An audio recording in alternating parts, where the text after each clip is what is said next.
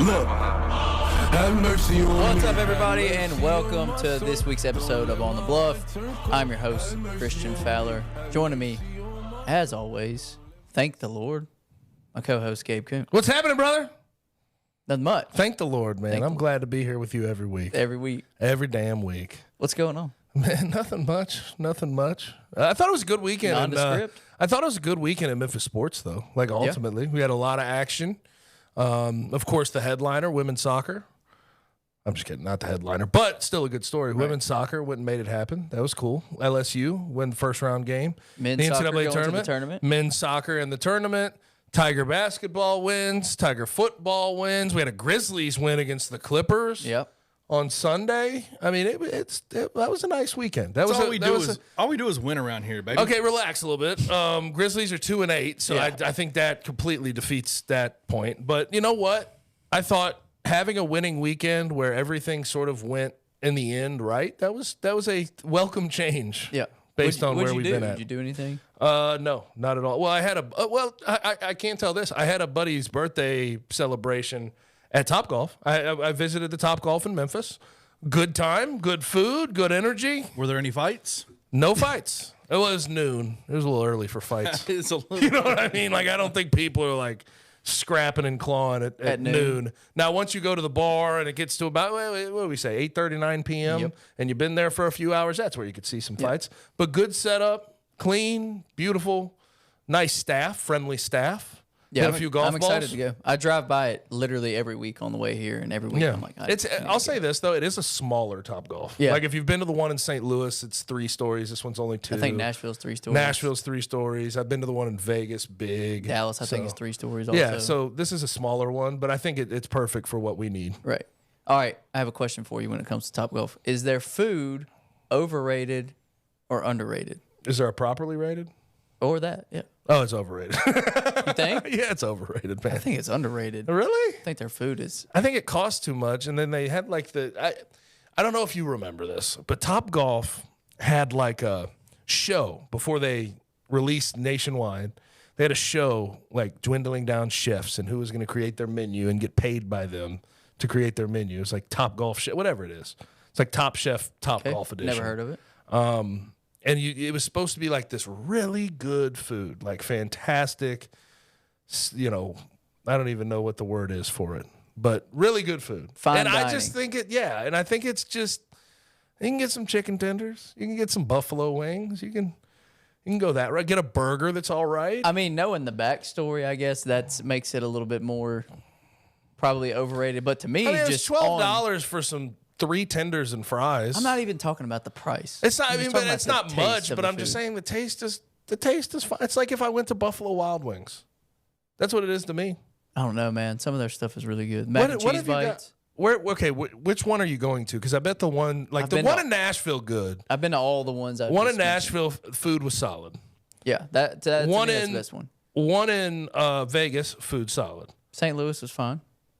You didn't think so? I thought St. Louis and Memphis are my least favorite food Food-wise? experiences. At Topgolf. Nashville probably is the best food wise of the 3 that I've been to. But the mac and cheese bites, fire. Injectable donuts. Oh, the injectable donuts. Come on. You can't go wrong. The burger's pretty dang good too. The queso's really good. I've had a lot of things there. I've had too. more food at Topgolf than I care to actually admit. Oh, I think we've with the amount of times that we've gone for bachelor trips and stuff. So there's a ton of us. I think we've pretty much wiped out. Can the you whole swing menu. a golf club? Are you good? You good golf club swinger? No, Oh, okay. not You at all. barely get it airborne half the time. No, I can get it airborne. It's just not. I've played in my life. I've played like 36 holes of golf. Okay, it makes more sense. Yeah, very limited in my golf capacity. You're a driving range golfer. Never even been to a driving range. Well, I guess Topgolf kind of counts. So when you go to Topgolf, do y'all normally play the game, or do you just hit it as hard as you can? Well, it depends. So this is how we. I played do it. the Angry Birds game the other day. It's kind of fun. We have two. We have 2 groups. Like the times that we've been for bachelor trips and stuff, we have 2 bays, whatever. And so usually there's one group that we put the good golfers on, and then we put the me's on. Okay, that makes sense. And so we usually just play the game because as far as like just seeing how far we can hit it, it's not going to be very far. So what's the point? So we usually play the game, aim for the targets, and then you got the other group over there swinging for the fences, hitting the back But net. just think about it, like, what a damn concept. Oh, yeah. And what a relatively simple concept. Very simple. You just took a driving range and added food and a net. Yes, and like a couple of games, like, yeah. And games. some like futuristic pod looking things. And then like they're starting to do it. They've done one with basketball. I think Nolan Ryan started one with baseball where Yeah. they have like the little pop-up hit and you hit it into a Screen. screen and it shows you like your launch angle and all that stuff. I'm good on all that's that. what But they did. but still, that's an easy It's concept. easy, yeah. Like people are going to spend a shitload of money there every time because it's like a birthday occasion, and you have And they're going to get hammered. yes, and they're going to And then drink they're your gonna- expensive drinks, Right. They're going to keep drinking. Then they're going to keep eating. Then they're going to keep playing. And you don't even have to get. What's funny is like if you just want the food, which apparently Christian's a big foodie because he loves him some Topgolf. You can just go and eat there like it's a restaurant. And Can there's like the one here in Memphis is just like they have a full Like inside. downstairs with TVs. Oh, yeah, you're right. You're Bar. right. The bar and everything. Yeah. Yeah, you're right. Why would you choose to go eat at Top Golf and You not would play well. golf? I don't think you would, Yeah, but I I don't. did see a few people in there when I went that were sitting down Just there sitting there watching eating. ball and eating. Could have been waiting for their bay I guess so, reservation but- time or something. But if you show up early and you eat there, you're eating a Topgolf. Yeah, it doesn't really You're make, dedicated, man. doesn't make sense. You love the Topgolf brand. I don't know if I would go that far as to just go eat at Top Golf and not play. But the biggest perk of going to Top Golf for me is the food. Because I mean, I'm not good at golf, so it's just How would y'all rate bar food? Because that's bar that's food, like my right? that's like my favorite. I love food. bar food. It's like my favorite food. What's your top 3 bar food items? Like just counting appetizers, or we count like burgers I mean, and stuff like that too? wings, bone-in wings, 100%. If you do bone-in wings right, that's number one for me for bar food. Your fries have to be good. Your fries have to be fantastic as well. What's the best bar fries? Ooh, bar fries. Here, let's just go look. Here, okay. That's a good one. I tend to like the shoestrings from Slider Inn. Those Yeah. those Oh slap. yeah, Those Slider are Inn very is good. so good. I love those. I like the- the shoestring where you salt them up. Bourbon mayonnaise Simple. there, yes or no? Oh hell yes. I don't like it. Bourbon aioli, by the way. Is it mayo or aioli? I think it's mayo. I think it's Okay. mayo. It's fantastic. I love that stuff. I mean, I guess it makes sense that I don't necessarily like it, and it makes sense. You that get the do chicken like it. fillet sliders and slather it on there. Yeah. Goop it on there. What else? Where else has good fries? No, Where- but back to his question, like 3 bar items. Oh, yeah, you're bar right. food, like Sorry. wings, bone-in wings, fries, and then I don't know after that. I'm a big fried pickle fan. Oh man. See, but that wouldn't be top 3. I'm would it? just we're Off just, your head. we're experimenting here. Okay. We're just throwing stuff out there. So you got like fried pickles. You got usually places have egg rolls. I'm not a big egg roll guy. It any depends kind- what any it's kind of- in the egg roll. Any kind of fried cheese, like whether mozzarella sticks, cheese mozzarella curds, like that's always going to be up there. Mac and cheese, but anything fried cheese is top tier to me, 100%. What else, Kenny? What are we missing as far as like bar food?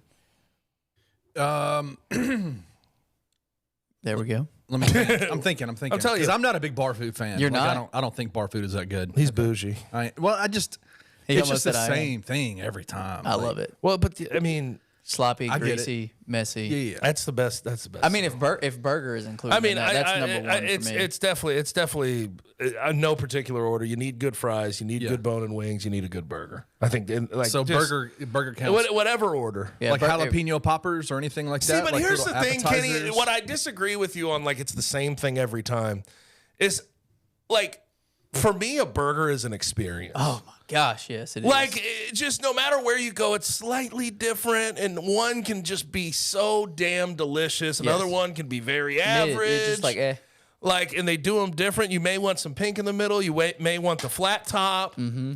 Do you like Yeah. those smash burgers? Yeah. I like smash I like 'em burgers all. if you do them right. I You like gotta them do all. 'em right. Give me a double smash burger, or give me a nice, Juicy half-pound medium. patty, medium. Yeah, I can do that too. No, but that's why I would disagree with like it's the same thing every time Me because too. like every got you. burger is different to me. Every burger is like a different type of.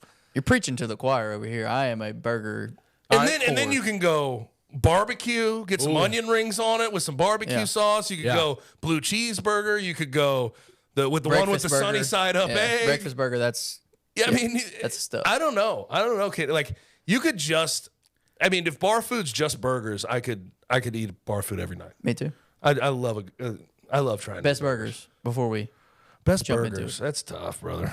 It's tough. It's really It's tough. very tough. 'Cause I don't know if we're like the best burger town. No. I'm just opening the floodgates. Best burgers you've had Oh God. Not in Memphis or anywhere. anywhere. What Interesting. locally? That's tough. Locally, it was Great Canary. Great I've never had the Great Canary burger. It's basically the Hog and Hominy the one very in similar town. to. The one in town that just I've yet to find one that does it better. So you've heard of Bishop, the French restaurant downtown. They'll give you, it's a double patty, not smash patty, but just sort of regular. They cook them really well. Same thing as Great Canary. They throw it's the Same same burger, one, yeah. cheese on top, really perfectly thick cut bacon, Yeah. crunchy on top. Yeah. Oh, yeah. And then they add like a demi glaze around the plate, Yep. and they put their little burger sauce on it. The buns don't get soggy. But the burger's Bro, still it is- greasy. It's A1. It is like It's to the same- me, it's unbeaten. Same one as Great Canary. Okay, and so I have had it Yeah, then, you basically. have had it. It's amazing. It's Absolutely. unbelievable. It's the best. dude. Yeah. And then they Andy- have their Monday deal where it's like $20. You get that, fries, and a glass of wine. Where usually it costs a little bit more to go to Bishop. No, any Andy and Michael's restaurants that have burgers. Hog and Yeah, Hominy's no. burgers fire too. Yeah, Hog and Hominies. That's smash. They do smash patty there. Yeah. Yeah. Yeah, I think so. Yeah, because you got it and you loaded it up with mayo one time. I'll never forget. I didn't load it up with You mayo. loaded it up. I with did mayo, bro. He threw the mayo. I took it off. Hey, he had the little mayo around mayo it, like on the corner. He had it on the corner of his mouth. He was Y'all- licking it. He was y'all like, are not telling he was the like, truth.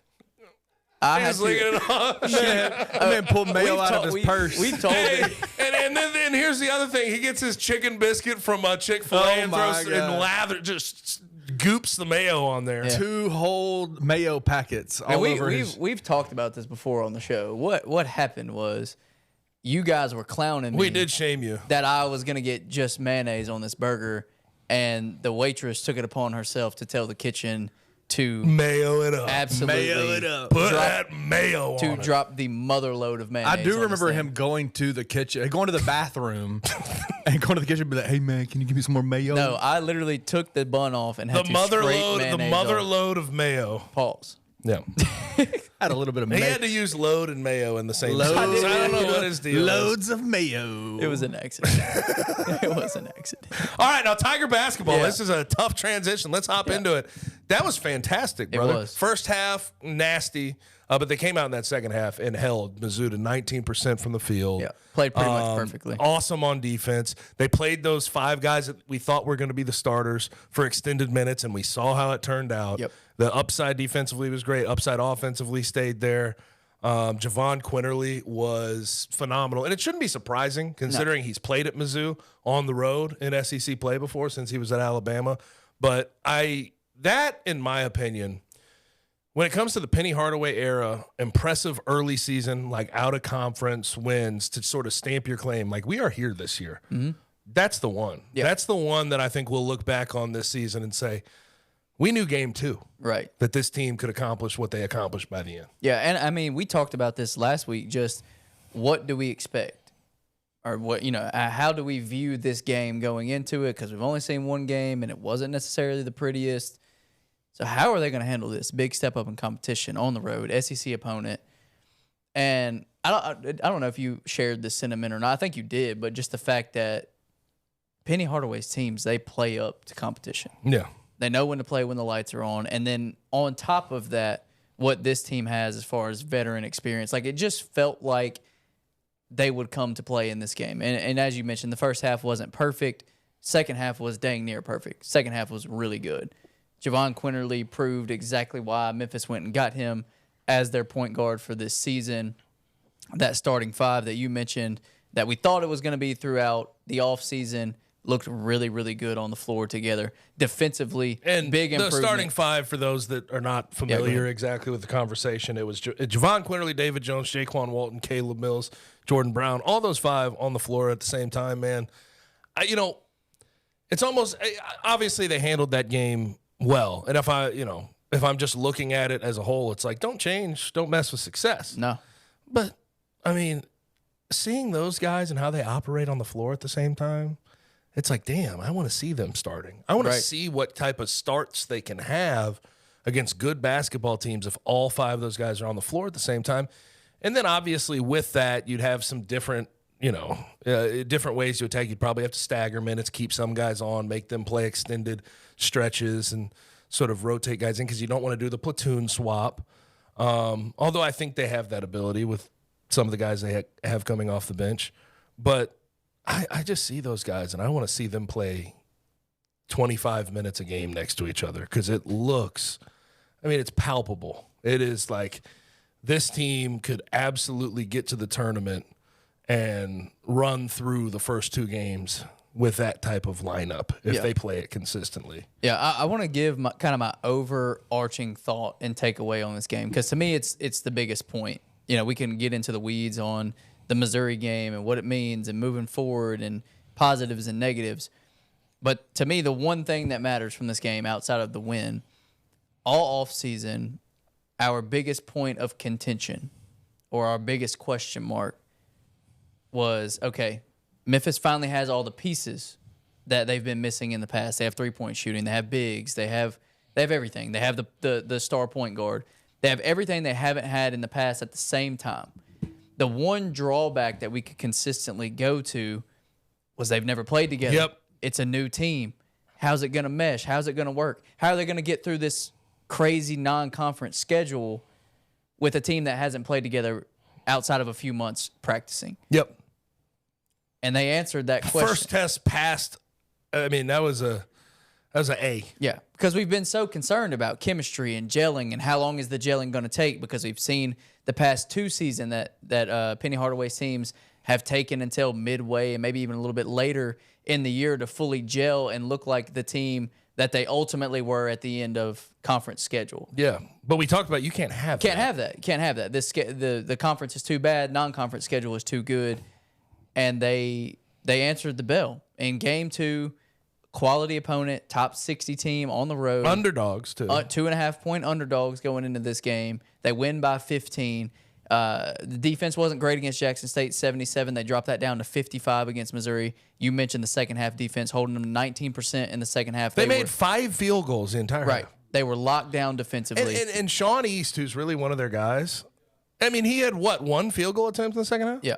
It's ridiculous, man. I thought he had no field goal Was it attempts. 0 or 1? I thought he had 1, but if he had 0, that's... Well, hell. Caleb either Mills, way, 0 or 1 1 for basically your leading scorer, Right. a guy who you expect to lead in scoring. That's pretty damn wild. We're not impressive. talking about makes. We're talking about attempts. Attempts. Yeah, just attempts. Yeah. That's ridiculous. It's crazy. Like, they had lost so much confidence. And, even after that Jackson State game, it was just weird because it's like this team is more athletic. Yeah. They have more than enough length. They're all pretty good defensively. It didn't really make sense why Jackson State sort of lit them up at times. Yeah. And But- then we see it. They figured it out. Yeah. No, it's... But that and also it does show, Penny, he emphasized that after that Jackson State game, and by God, as soon as they played Mizzou, it was fixed. Yeah. That does show, there's a different sense of urgency for Penny with this particular team because I think he knows what he has. Yeah. And let's just talk about the contrast of what this game could have been because I think everybody's thought, fan-wise, media-wise as well, was just go to Columbia, get the win. Yeah. By any means. Doesn't matter. You just need to get this win. You need an early quad 1 win against a team of this caliber. So I think if Memphis wins this game by 3 or 4 points, they barely squeak by, we're obviously looking at this as a huge success. Yeah. Because they won the game, and that's all that matters. But the fashion in which they won the game gives me an immense amount of more hope for this team early in this non-conference schedule. Yeah, 100%. I don't think any of us have been worried about what they could be, in the end of January and February and potentially March. I don't think anybody has been worried about that. It's been this, and they answered pretty much every question, at least for this one game. But I just think the confidence that they can carry from that, the things that they showed going into the next several games, going into the battle for Atlantis, this team should be high in confidence and understand that they can beat anybody. And I don't know, were you surprised they weren't in the top 25? I know it doesn't matter, and we say it all the time. Yes. I don't get it. You doubted them all offseason, and then you see that they go to Mizzou, win by 15 on the road in front of a sold-out crowd. against Dennis Gates' coach team. And I think Dennis Gates is a hell of a coach. Yeah. Usually has a good damn game plan. They did it without their head coach and Penny Hardaway. Rick Stansberry is on the sideline. It's like if you don't see the upside of this team, I think you're blind. And I think most people started to understand. Like I saw John Fanta put them in his top 25.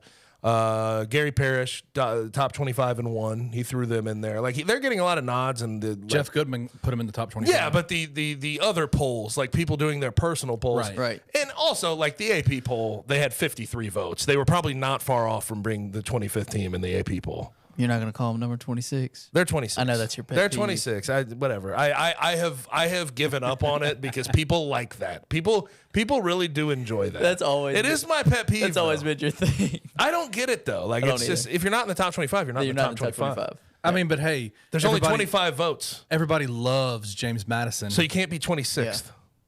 Everybody loves James Madison, though. Well, They're because now- they beat Michigan State, but I think it'll all figure itself out. Where are they at in Ken Palm? 20. I mean, hell, if the Tigers listen, here's the truth of it too. If the Tigers just handle business against Alabama State on Friday, which I totally expect them to, who knows who's going to lose in the top 25? They'll probably just get in by just by winning the game, by winning a game and somebody else losing. Yeah, because we saw St. Mary's lose to Weber State this past week. And weekend. When is okay? So they have Alabama State on Friday. Battle for Atlantis begins on Wednesday. Yeah, that Wednesday. So is that next week? Next week Wednesday. Yeah. Next week Wednesday. So a week and a half. So, we'll do a preview on Battle. Michigan's a solid team, but I mean, I almost feel as if deal with Olivier Camois, and then everybody else will sort of fall in line. Just don't let him beat you. Yeah, we'll really dive into that next week. Yeah, for sure. But no, this team, as far as the AP poll is concerned, they should be in it, but whatever. They got 53 votes. A lot of people had them in their top 25. It just, they missed it by that much, barely. So let's do this real quick. Individual, you got to choose a different person, all three of us.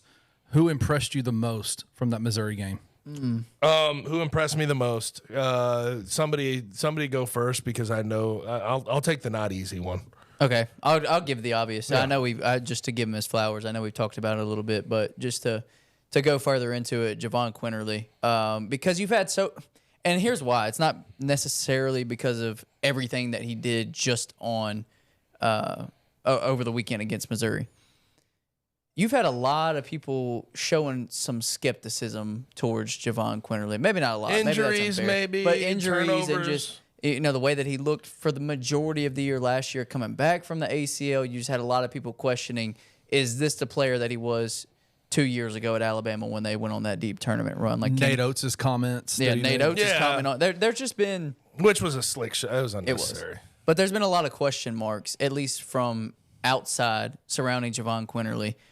And he played decent in the first game, and it was okay. We know he missed some time in the offseason. He didn't play in one of the exhibition games, correct? Second exhibition game. Penny said he was out. Second he played. Penny said he was out for a month. Right. So we know he missed some time, and then he comes into this game, and I think you said it perfectly with he's been in this environment. He's been in Missouri on the road. He's been in these SEC games. If anybody was going to, stabilize this team, calm this team down, and allow them to play kind of their perfect game and get away with the win like this, Javon was going to be at the forefront of that. And he was.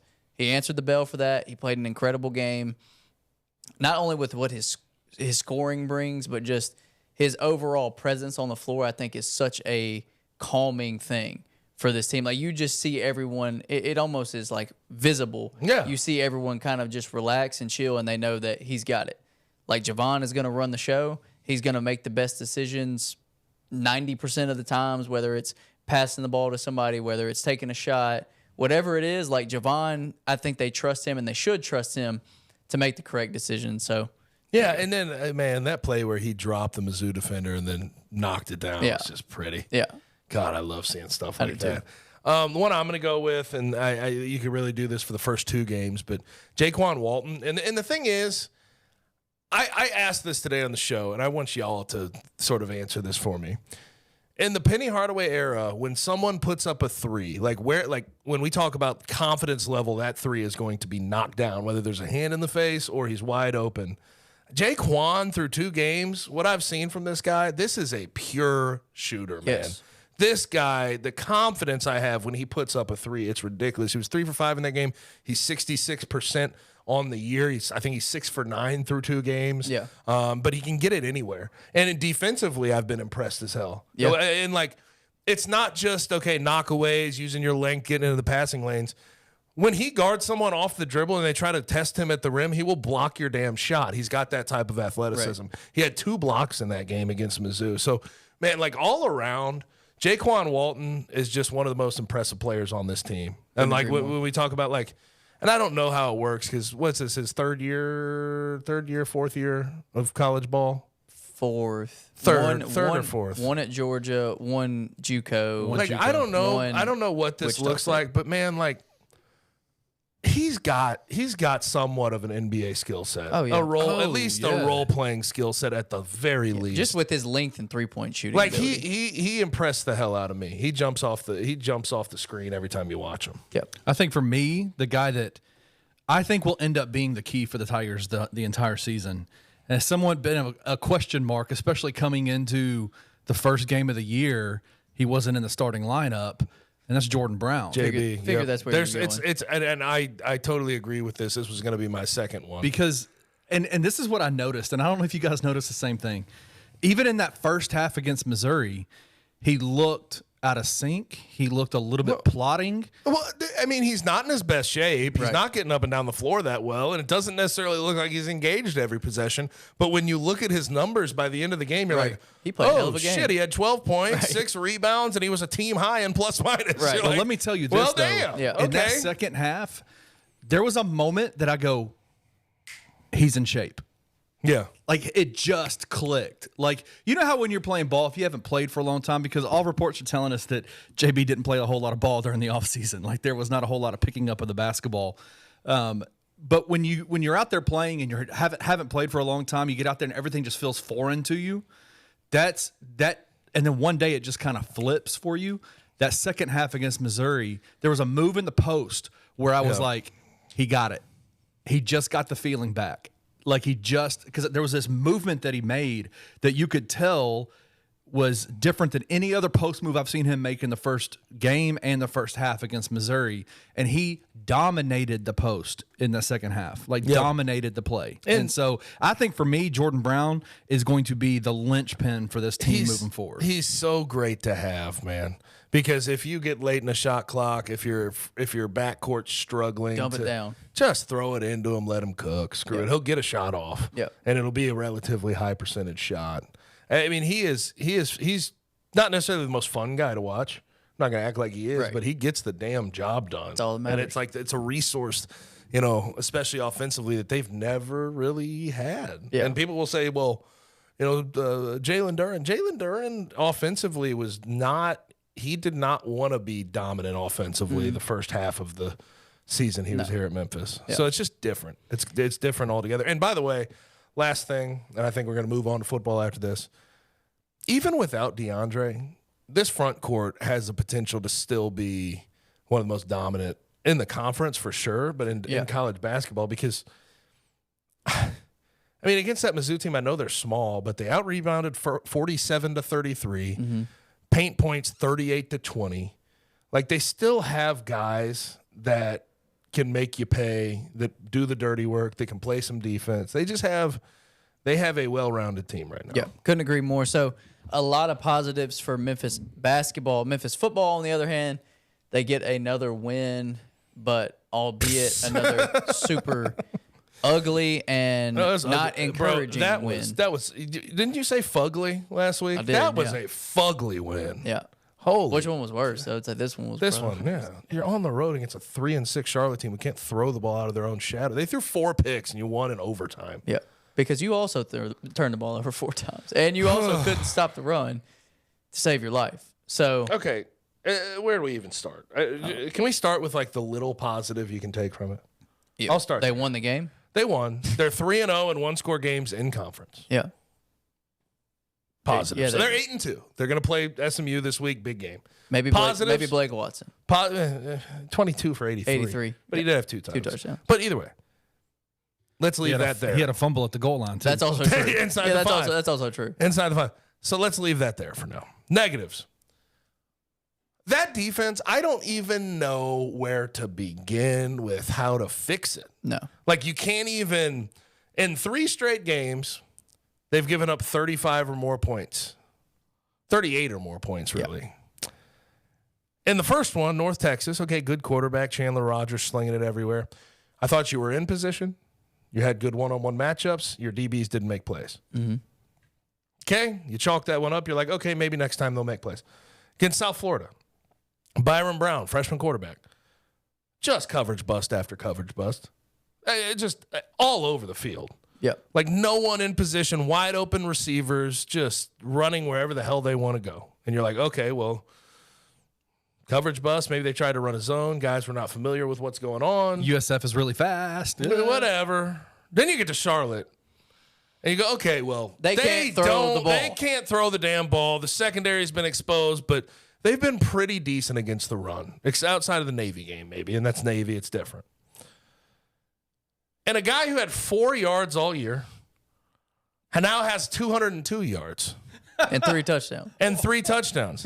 He ran for 198 of his 202 yards in this damn game. Yeah. Just right up the gut. Yeah. Just bad tackling.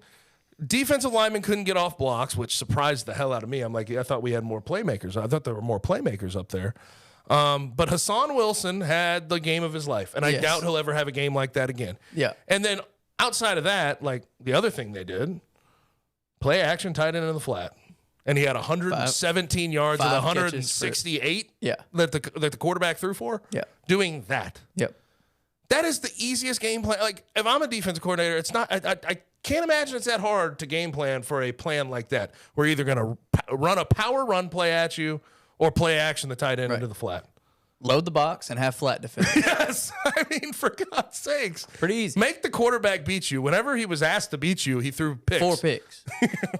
4 picks. But still, it's just like you keep getting beat in equally depressing ways. Yeah. And I don't know. You keep winning and but your defensively, you keep getting beat. Yeah. In equally depressing ways. In different ways. Yes. It's changing every week. Getting worse. It's not going in the right direction. And it's funny because, like, before the year, what did we say? Oh, the defense will pace the way the first 6 games, and then we'll see where the offense is at that point. Well, the defense did kind of pace the way the first 6 games, but I did not predict that they were going to fall off a cliff and look like the worst defense in the conference. For the last 6, I didn't think that was going to happen. No. And this goes back to what we talked about last week. It doesn't make any sense. They have the players. And they were respectable. Even in the 2 games that they lost against Missouri and Tulane, you didn't feel like they could just get everything they want on every play. And then you look at the worst teams that they've played in their schedule outside of the first game, and it's been free. They're kicking their ass. Against UAB, I guess, they only scored 21. They turned them over a lot. But North Texas, South Florida, and Charlotte have ramrodded this defense. I don't get it. I like, people will ask me, like, oh, so what do you think the defense needs to do to sort of fit? I have no idea. No answers. I have no real answers, and it stinks. Yeah. So because I'll tell you this, you better get it figured the hell out this week, or you will give up 850 yards. Legitimately. Not kidding. That's Preston Stone will throw for 500, and they'll run for another 3. Yeah. For real. Because right now, they don't really have a redeeming quality to their defense. They can't really stop the run. They can't really, in the secondary, get it all together. They're busting coverages. They're not making plays in one-on-one. Turnovers is the only thing that you could potentially point to. But Chandler SMU Martin does is not. The only thing. Chandler Martin is the only thing. He's great. He's great. I'll give him a lot of credit. The pick 6 was huge. They needed every bit of that. And he is all over the field. But here's the thing. It doesn't stop at Chandler Martin where their talent is. Right. I think Jeff Canton-Arku's a good player. Right. I think Jalen Allen's a good player. Whole I think line's Cormonte talented. is a good player. Right. I think Josh Ellison's a good player. I think Greg Rubin, I think he's a good player. Mm-hmm. But they're just not making plays. And I don't know what's going on. I can't you want to have like a fix. You want to be able to put a finger on, hey, this is what they're doing wrong. But it's secondary, it's up front. It's everything, It's everything. right now. It's just not coming together. This will be a very, very interesting week to me. Because if SMU comes out and they blast Memphis defensively, if they run all over, if they throw all over Memphis, we'll come back in here next week and we'll say, okay, it's kind of what we expected. Yes. They've looked horrible. The counter to that Is they step up somehow. is if they step up,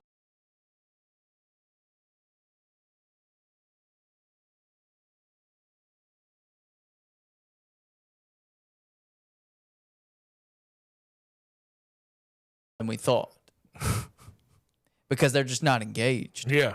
They just don't care unless it's a bigger magnitude game or a home game. Yeah. And that, I mean, it's concerning either way. Yes. But if you can prove once again that you can play defense, because they've been on a stretch Well, where but they haven't here's been the able thing. I'll say this. 2015, we started 8-0. And our defense was, quite frankly, pitiful. Awful. Really bad. Good players. Not hating on any of the players. But our defense was terrible. We always had, like, our boundary corner was Arthur Millette that year, first year on campus, and our defense coordinator was putting him in tough spot after tough spot. But look at Arthur now; he's doing Still playing well in for the himself. NFL. Still playing in the NFL as a nickel corner, right? So, like, he's a great player, but the way he was being used was not the way he was supposed to be used. But regardless, really awful defense. We get to that Ole Miss game. What happened? They give up 24 damn points. Right. 24 freaking points. They had picks. They shut down, Chad Kelly. Played fast. Yeah. Like, it's natural for a team to do that, but the thought is if you're going to be the best team you possibly can be, you have to have the same intensity for Every week. Every week. Because if you come out flat. If you come out this week and you look like a different defense, Yeah. you're flying around, you're making plays, you're making sacks, you're forcing turnovers, you're putting It your shows us that you are not taking the other opponent seriously. And then that tells me that, yeah, you can beat SMU. Potentially, let's just hypothetical. You can beat SMU if you play good defense, but you can go to Philly and lose to Temple. Yeah, right.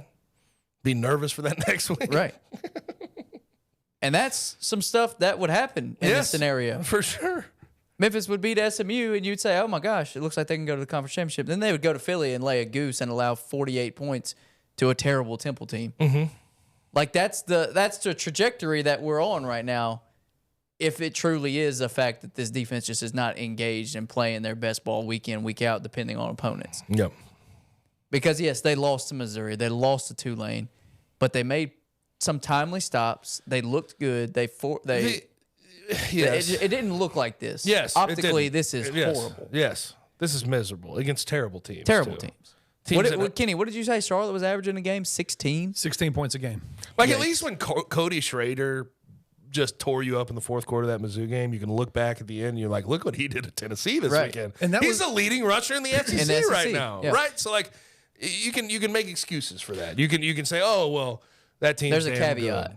There's These no like caveat. the Charlotte, North Texas, no. and USF, I can't make. There's no caveat. There's no caveat with those teams. I mean, it's wild because, like, you think about Charlotte, they weren't even playing their starting quarterback. Right. Their starting quarterback was the runner who Well, to be fair, was hurt.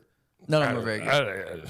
I mean, no, he can't throw. But both they don't both have those a single quarterbacks passer. stink. They don't have a single quarterback that has thrown for over 1,000 yards on the no, year. like their quarterbacks stink. So I don't even know. Well, I don't know. It's how bad. much of it they were terrible. I mean, they were just legitimately an awful team. Yes. Yes. Yep. But they played with some grit up front on the offensive line. I'll tell you that. Man, Yeah, and they were up by 10 with what, like 7 minutes left? I mean, here's the end of the day. I do have to give some credit where credit's due. Seth Hennigan pulling through, I mean, shoulder and all. Yeah.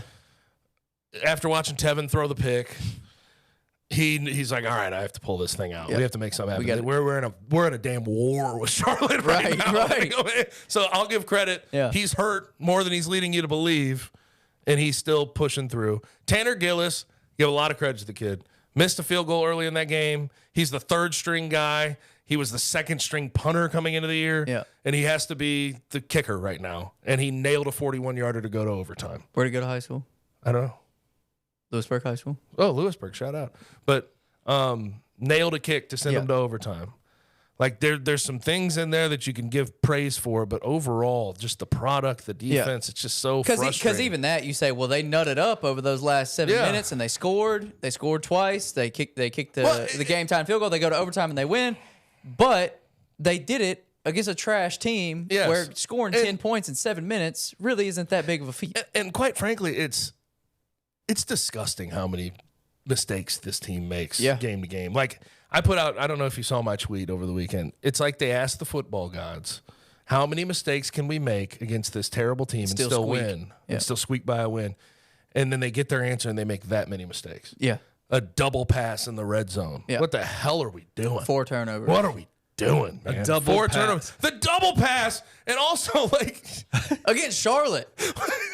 You pull out a double pass against Charlotte? Hey, you throw me that against SMU. A little bit of respect. You gotta bring out all the stuff. But against Charlotte. And then also, here's my other thing about the double pass. You don't have to throw a second lateral backwards to Seth. Like if you're gonna throw the second pass, throw it forward.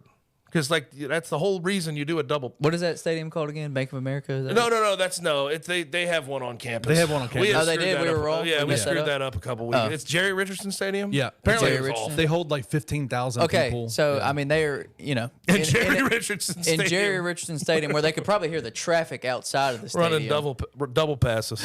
Yeah, you can probably hear the construction. But either way, jackhammers going on outside. And also, here's the other thing when it comes to execution: Rock, tuck that thing and go, bro. Yeah. Don't throw it back to Seth. No. 1, he's hurt. Yeah. 2, it's not open. Yeah, Run. just go. Run. And then what else? We had the Mitchell Gildahouse. Pulling off the pile. Pulling off the pile. Don't do it. It was a flop. Don't do it. Goal It's line point fumble. of emphasis. Goal line fumble. Where else can we go? I mean, good Lord. I don't know. Oh, how about the last play of the second to last play of regulation? Yeah. We get a pick. Jeff Canton-Harku starts running it back, and then he decides to try to lateral it. It's just a clear fumble. And they hop on it, and they're like, all right, we're kneeing the shit. Wasn't there 17 seconds left on the No, clock? there was like 7 seconds, but they were on their end of the field with where Jeff had run it back to. Go down. I think the Tigers, did they have timeouts at that point? I think they maybe had one. They had one probably, I believe, at that point. Set up on your end of the field. Throw a pass over the middle. See if Tanner Gillis can win the game in regulation. And it's just like mistake after mistake, and you're just like, why the hell would you do that? They could get to if they had just eliminated the completely mental just the most ridiculous mistakes. Win by at least 2 scores. You'd win by 2 scores against these teams. Yeah, and we'd still be here like, oh, that didn't look that great. It wasn't perfect. But it at least wasn't at least you eliminated a couple of like the damn double pass. Yeah. So I have a question to ask Holy y'all God. before we get off this real quick. I'm sorry, but ahead. Matt Barnes put out he in his media availability this past week was asked a question. I think this was about the USF game, and he said, "Listen, we have great players. They're good at what they do. My game plan stunk. My game plan versus their game plan got beat. I can just take that all on me. My game plan was the problem." Is that? It's bad. It's not good, but I also respect the coach you always respect the coach doing that, but But then to come out, it's been 3 weeks in a row. Though. right. But And that was before Charlotte. You got to adjust. Your game plan may stink going into it, but you got to have some adjustments. You got to have something in the back pocket. That was after the South Florida game, wasn't it? Right. Yeah. That week. Yeah. Just say, hey, this ain't working.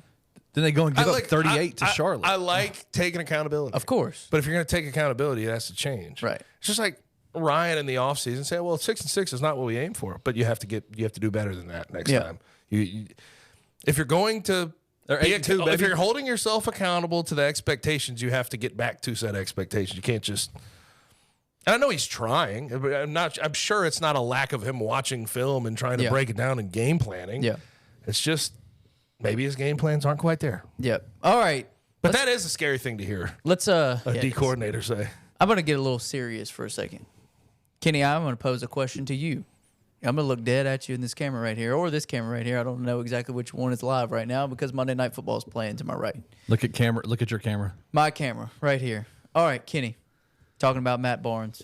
Talking about game plans. Talking about what they look like, if they're good or if they're not. So I'm going to ask you right now, straight up, point blank. Don't lie. Kenny, does your game plan stink for the Hot Three? My game plan is impeccable every week. Okay. We're going to trust him. We're going to send this to break real quick. We're going to come back. On the other side, we're going to do the hot three, and we're going to see just how good Kenny's game plan is.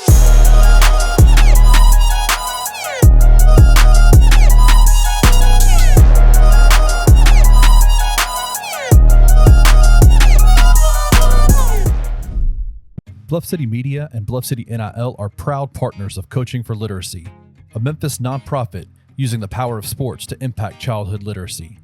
When you donate to Bluff City NIL through Coaching for Literacy, your gift is 100% tax deductible.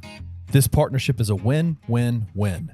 Tiger student athletes win in the NIL landscape. Coaching for Literacy wins by engaging Tiger student athletes in this monumental cause. And most importantly, elementary students in Memphis receive support to become strong readers. To donate today, visit coachingforliteracy.org/bluff-city. We have more capable shooters on this team than we've had in a while. Yeah. Yep. And I'm not like, I don't know that we have one that is like flat out just dead eye, Man, too. but you've got 5 or 6 that can come out and hit 2 threes every night. I don't know. For a second there, Jaquan did not look like he planned on missing. Well, David Jones' second half looked like he didn't plan on missing. I mean, Nick Jourdain's knocking down balls. Jonathan Pierre threw one in there. I don't know if this is going to make sense, but they looked more like a team than previous Penny teams. Does that make sense, what I'm saying? This early in the year, for sure. I think you come second half of the season, every Penny team to date has looked like a team playing together, roles defined. But to the point, it's taken a chunk of the season to get to that point. Tune in to Tigers Untapped with TJ Willis and Trey Lasley every Wednesday at 3 p.m. on the Bluff City Media YouTube channel.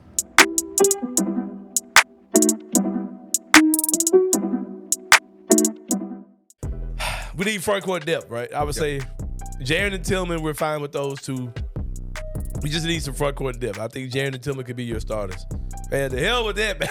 Like, I'm looking at this one game of Bismack Biyombo, and I'm like, all right, bro, like, just give me more Bismack. Like, I want that Jaren Jackson Jr. Bismack Biyombo front line look very good. This organization has never had a rim protector, like a high-level rim protector before Jaren Jackson Jr. Right. And now you got 2 of them in Jaren Jackson Jr. and Bismack Biyombo. All right, let's go with it. Now, it was just one, so we have to, clarify. It was just one game. We have to find out, see a little bit more consistently. But if he does do anything close to that game, you're fine, and that helps the front court depth anyway. Because now Tillman, if you do make this switch, either or, you still got depth at the center position that you didn't have the first 5 games of the season after the Steve Adams injury got announced. Tune in to The Anthony Sane Show Wednesdays and Fridays at 12 p.m. weekly on the Bluff City Media YouTube channel.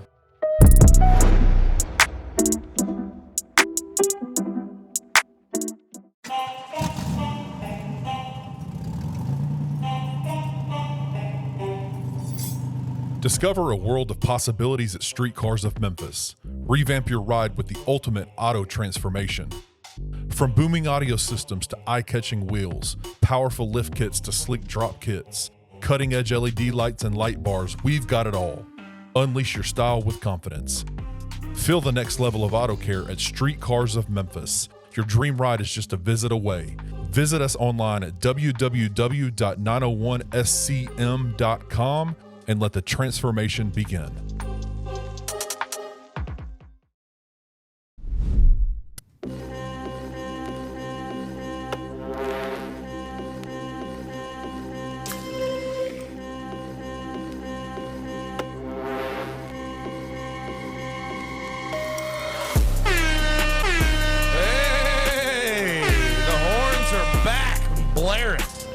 Never know when they're coming. The reason they're back is because we've been sniffing some smelling salts. Okay, some smalts. Yeah. Some smalts. And it felt like it was time. You're It felt hyped necessary. up. Yeah. You're hyped up. Pretty hyped Those up. sinuses are clear. Yeah. Smell everything. Where is our bottle? Are you trying to hit him again? No, I'm good. I can reach him. No, it's fine. It's fine. It's fine. Okay. It's fine. I'll wait. Patience. Hey, well, it's the Hot 3, guys, sponsored by Streetcars of Memphis. Big shout out to the Streetcars of Memphis guys. Listen, man, they can do everything you need done to your car. They can do just the daily maintenance. They can rotate, balance your tires. They can get you new tires. They can change your oil. They can do all the little things that you need done just to be able to drive around these great streets of Memphis. That's 2 weeks in a row you've crapped on Memphis. Or if you want to pimp that ride, Yep. they can do that as well. Streetcars of Memphis, big shout out, presenting sponsors of the Hot Three. The description. Oh my God, he fumbled it bad. I do it this time. I do it all the time. Hey, the link is in the description below. It is in there. Go check them out. Go see what they can do for you. Big shout out to the Streetcars of Memphis guys. They've been through a rough week. We want to send out our thoughts and prayers from on the Bluff. Yep. You guys are awesome. So Absolutely. You guys ready? Yes, sir. Let's go. Topic number 1: college football. Man, I know there's a lot we can talk about, but kind of the narrative, and even Christian kind of spoke about this last week a little bit, that there's really there's not dominant teams. The teams that have been dominant over the years, the Georgias, the Alabamas, the Ohio States, they're all still up there in the rankings, but they're just not dominant teams. Well, this week, Georgia and Alabama made a stake their claim. Yeah, they bro. did. They sure did, and it made it official that they're going to meet in the SEC championship. So there's that. So let's just go there. Let's just spend our college football time talking about the Georgia Alabama SEC championship game, because it's locked in. It's the first conference championship game to be locked down. Okay. Georgia, Alabama, 1 loss Bama, 0 loss Georgia. Georgia smacked the dog piss out of Ole Miss this beat past the weekend, hell out of 'em. 52-17. And then Lane Kiffin, he's like, we need better players. Alabama smacked. How many times that Georgia is going to get some coaches in some hot water? You get coaches in hot water. Mark Stoops and Lane Kiffin both said after the game, well, we need better players, Yeah. brother. Alabama smacked the piss out of Kentucky. Yeah, that was. That's not as impressive. It was on the Kentucky, road. On the road. On the road. So what do we think about this game? This is not the Georgia of the last 2 years. This is not the Alabama of the previous 2 years, 3 years to that. So what do we think about this a little bit different SEC championship game? Here's the thing. I am of the opinion, and I'm ready to call this, because I not only do I want chaos, I think chaos is coming, because Yes. I just have the feeling Nick Saban on a long preparation dealing with Georgia. We've seen that before. The SEC championship a few years ago, he was able to get over top of Georgia. And don't forget, people need to realize Alabama is one of the few teams in college football that doesn't get beat before they play Georgia. Yeah. Like, they know they have the players to compete. They know they have the dudes. They know they have the coaching to go beat that team. And by the way, Nick Saban's 4-1 against Kirby Smart in his career. Yep. The only time he lost was in the Natty. Natty. So, I mean, this is two totally different set of circumstances. I think Georgia has played relatively well all year. They've had their scares. They didn't look good against South Carolina. Missouri. We know that Alabama lost to Texas. They've looked really rough at points during the season, but they're peaking. Jalen Milroe's playing ball right now. He had 6 touchdowns Yeah, against Kentucky. Jalen Milroe's And, playing ball. He's playing really good ball. That O-line's starting to come together. Yep. A whole lot better. Less sacks. Didn't give up a single sack. Defensively. Against Kentucky, defensively, they're dogs. Yeah. Absolute positive dogs. Terrion Arnold is phenomenal. Kool-Aid McKinstry, phenomenal. Dallas Turner. Chris Braswell is the guy they forget about.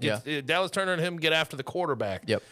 Man, Kevin Steele, while I had some doubts about him re-entering the SEC, I don't have any doubts anymore. He's been phenomenal as a defensive coordinator, but I think this team's peaking at a perfect time, and they're terrifying. They're a scary team that you have to deal with at this point in the season. And on the flip side, it looks like Georgia's peaking at the right time as Yep. well. I know I've been critical of Carson Beck for the majority of the year. I'm starting to come around on him. He's playing really, really good ball. I've been there, to I be know you honest have. with you. And if they can do what they did against Ole Miss, and I'm obviously not talking about putting 52 points on the board, but if they can get this running game going with Kendall Milton and DeJuan Edwards, if they can have that 1-2 punch, obviously Kendall Milton's more of your thunder back. DeJuan Edwards is kind of your lightning back. Brock Bowers in his first game back scores a touchdown. Ladd McConkey looked really good. Dominic Lovett. Dominic Lovett. Like, they have the weapons. Carson Beck is starting to play really good ball. And if they're able to be multiple, if they're able to have that threat of the run, because their run game just hasn't been the same this year. Last year, I mean, they really just didn't have they don't have necessarily the talent at running back that they've had in years past. Yeah. But if they're able to use that thunder and lightning combo, if they're able to lean on this offensive line led by Cedric Van Pran up front at the center position, Amarius Mims outside, like, Georgia is really freaking good. Now their defense, I don't know how they would fare against Alabama, and I think that's where because I think you could expose Bama with that big barreling, tubby, big offensive line. They're 2-3 dudes that are over 360. If you had the pass rushers you had the past few years, they could get after the quarterback. Yeah. I'd have a different kind. If you have Nolan Smith, if you had Jalen Carter, if you had Trayvon Walker, if you had those dudes, I'd feel different. Right. They're not a team that is very good at getting after the quarterback. They're a this year. secondary team now. Yes, that's what they are. So Javon like, Bullard and Christopher I just Smith. think this would be a fun matchup to break down Absolutely. the week of for sure. And you'd have to see what injuries happen between now and then, and sort of see how guys are looking at that point. But I'm telling you, man, I almost lean Bama just because I think Bama can get after the quarterback, make Georgia and Carson Beck uncomfortable. And I'll say this: I don't know. I don't get the sense that Nick Saban's going to go into that game and allow their running game to beat him. Yeah. I just don't And think he'll let. They'll say, Carson, you're going to have to air it out, brother. You're going to have to hope your wide receivers win one-on-ones against Kool-Aid, win one-on-ones against Terrion Arnold, win one-on-ones against guys in our secondary.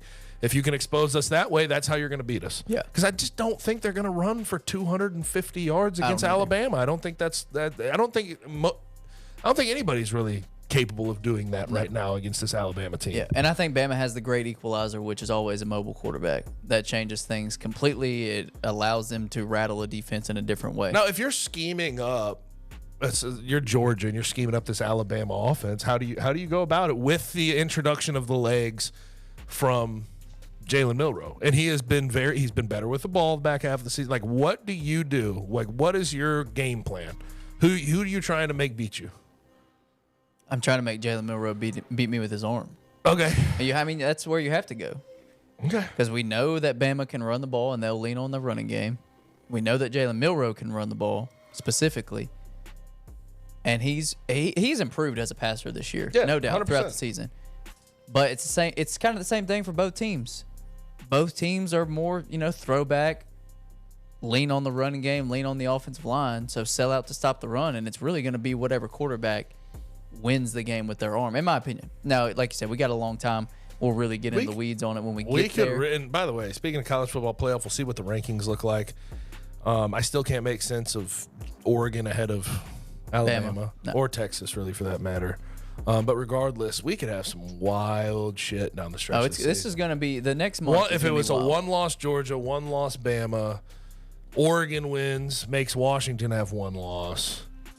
You're talking about championship games. Like Texas runs the table, wins the Big 12 championship. You're gonna have a lot of one-loss teams in a weird spot, and you're gonna have to decide who gets in, who's left out. Right, and that's not even bringing up the And, Ohio State, and Michigan, and whatever happens with the ACC. Here's the unfortunate thing for the Big Ten. I think this is what's gonna happen.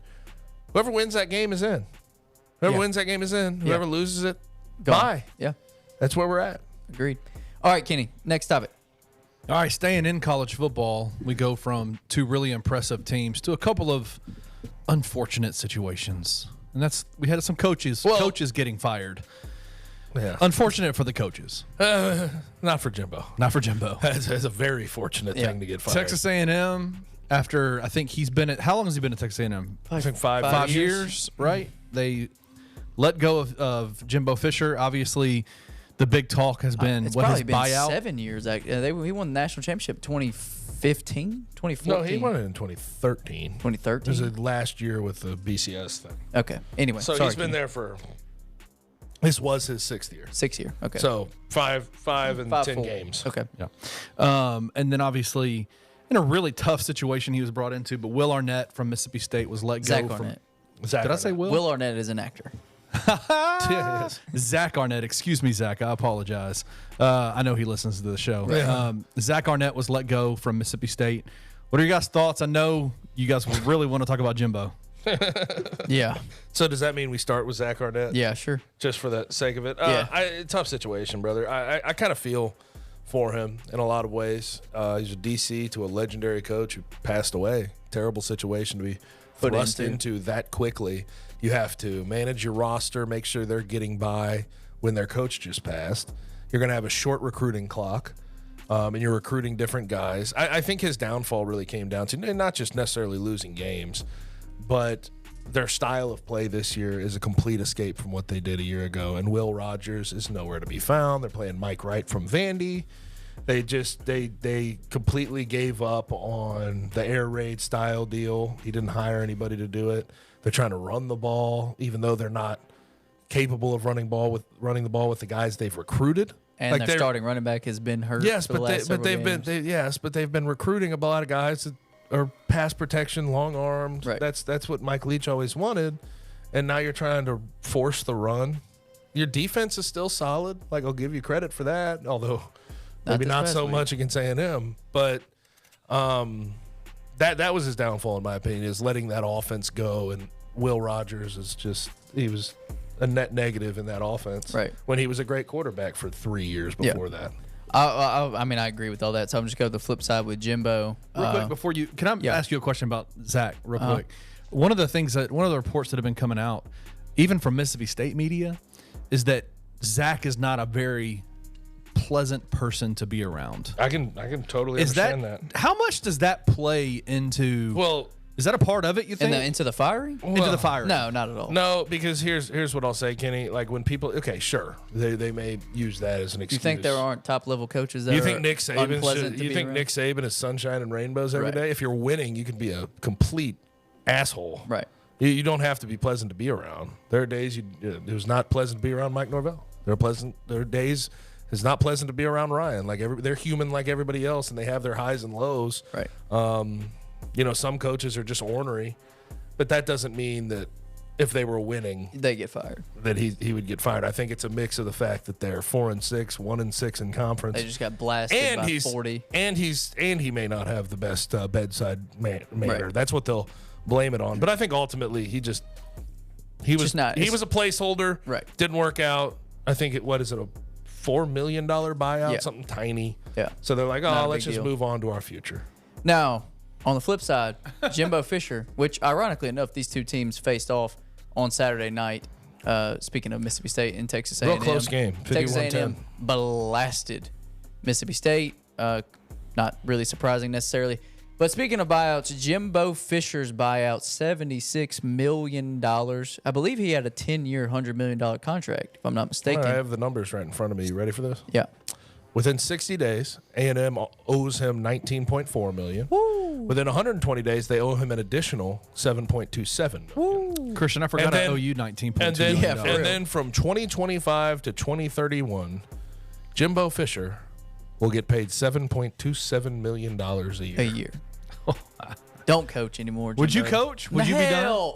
Hell no.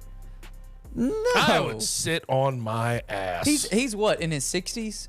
I mean, Got to be in his 60s. I don't know if he's going to hop back into coaching. I don't know if he'll be an analyst somewhere, Yeah. like low level, Yeah, where he go- doesn't have that much worry. Yeah, go work for one of the stations. I and mean, be an for analyst. God's sakes, to get out of the expectation game at A&M, where they expect so much and they don't have a trophy case to back Right, it up. they don't have anything to be to behind get them. out of that and get $76 million.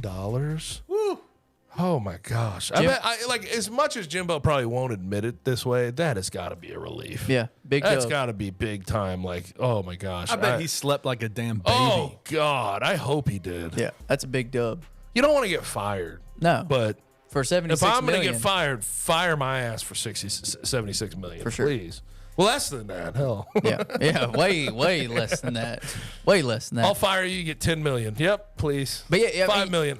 Yeah. What's up? You make the point that is all this is based off of. A&M's expectations are way higher than what they should be.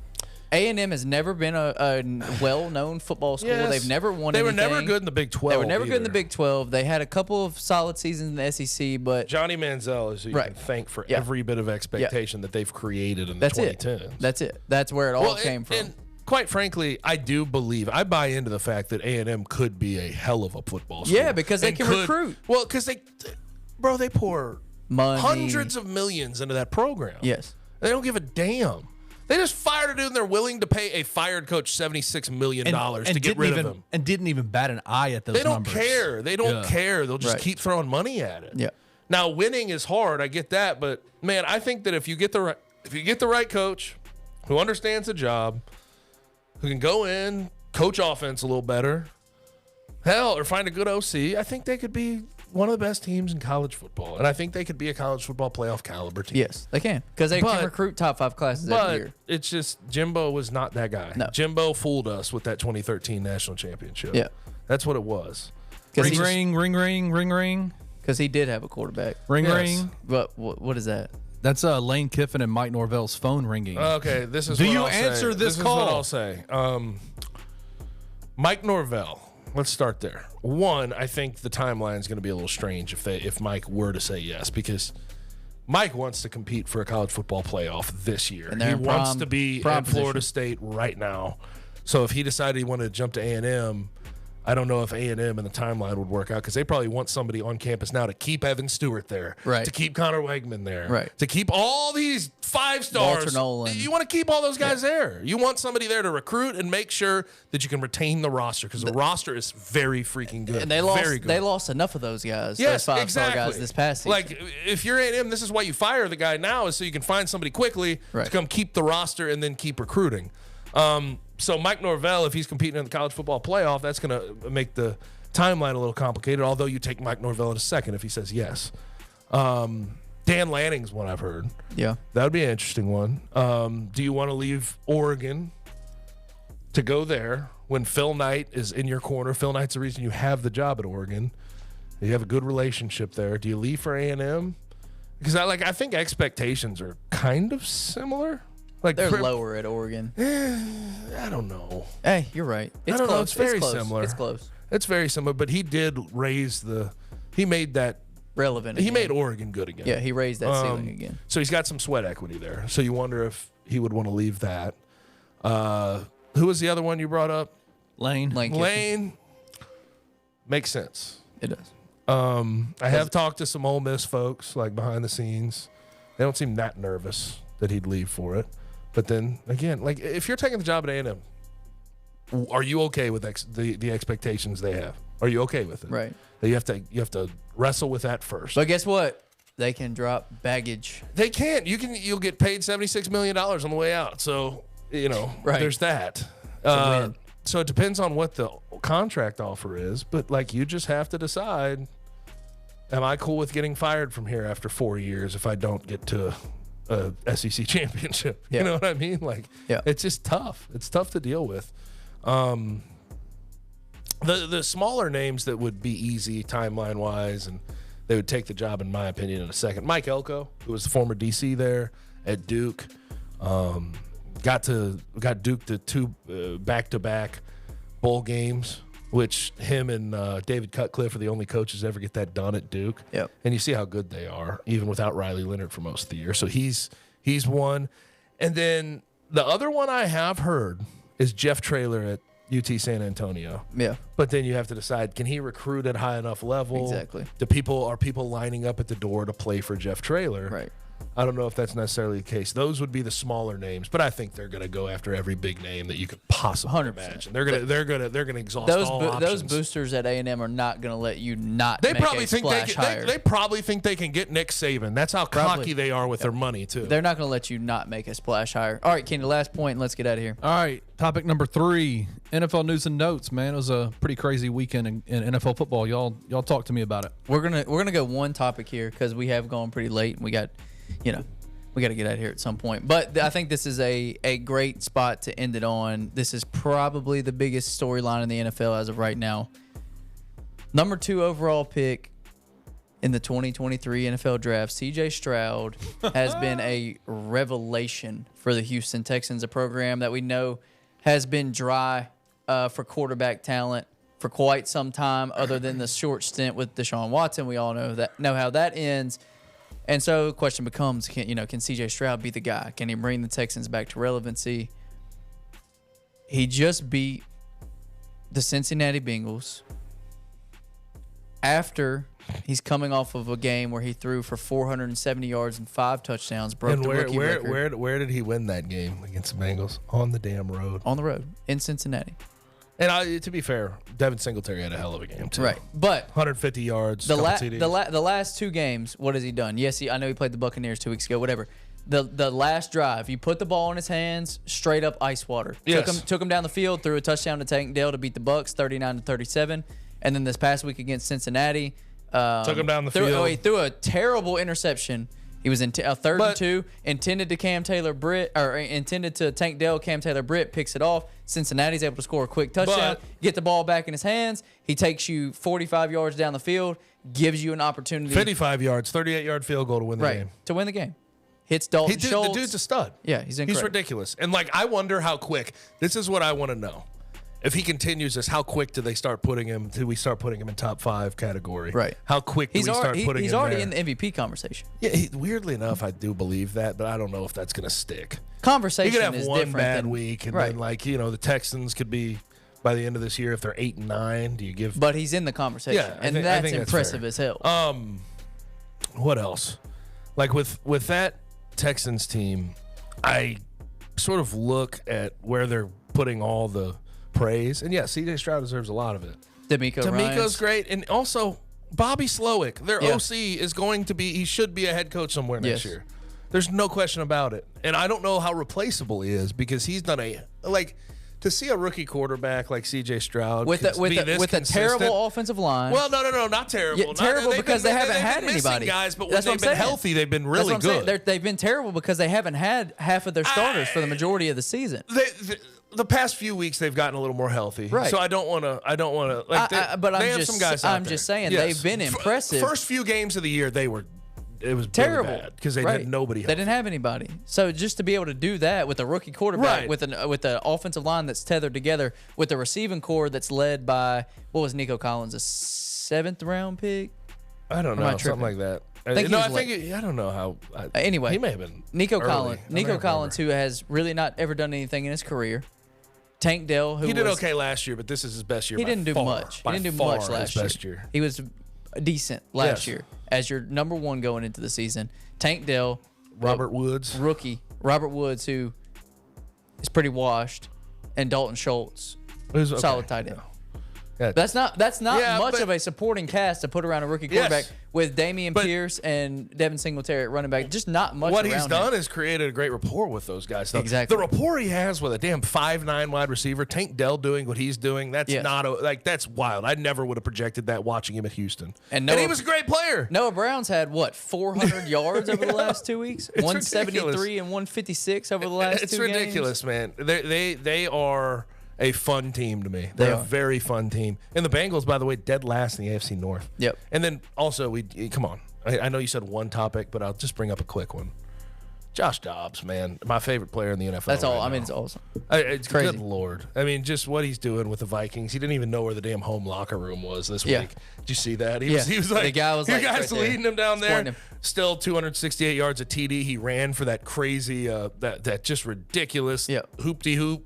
Jump into the end zone. Run out, a little skip into the end zone. The Pastronaut, baby. Yeah. The Pastronaut. Hey, he looks a whole hell of a lot better with talent around him. Dude, think about this. What was it? What year was it when the Steelers had him as the 3rd-string quarterback, or no, the 4th-string quarterback, and they went with Duck Hodges and Mason Rudolph over him? 17.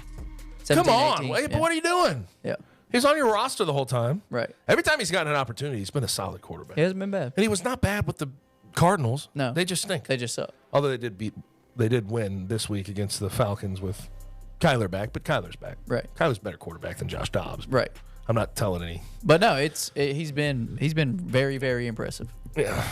Very impressive. But yeah, we'll close it out with that. We appreciate you guys for joining us this week. If you're watching on YouTube, you can like, subscribe, comment, all of that stuff. If you are listening wherever you get your podcast, Apple, Spotify, anywhere else, you can do all those things there as well. I believe you can also leave a rating. So do that. And subscribe. And subscribe and all the stuff. Everything runs together. It's all the same. But we appreciate you guys for joining us, and we will see you back here next week. Thank you for listening to On the Bluff. If you enjoyed this episode, leave a rating and a review wherever you download your podcasts. Also, like and subscribe to Bluff City Media's YouTube page. Head over to www.bluffcitymedia.co for comprehensive coverage of Memphis sports and how you can become an insider.